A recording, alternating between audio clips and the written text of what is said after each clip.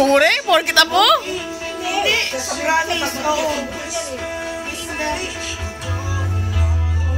Kasi sumasunod yung eskwelahan sa movie. Napapansin siya eh. Tapos ang problema pag napapansin siya na ba natin, ayan na, wala na, iba na ginagawa.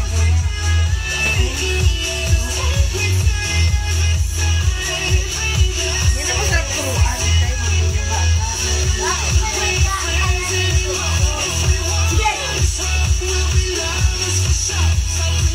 Pag nakarinig agad ng beat, Asama ka ni Lolo Roy. Lolo Roy, sasayaw si Lolo Roy.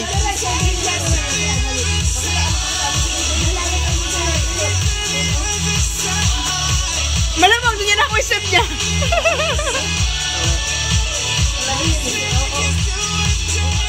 Kakapanood na YouTube ni Tito Roy.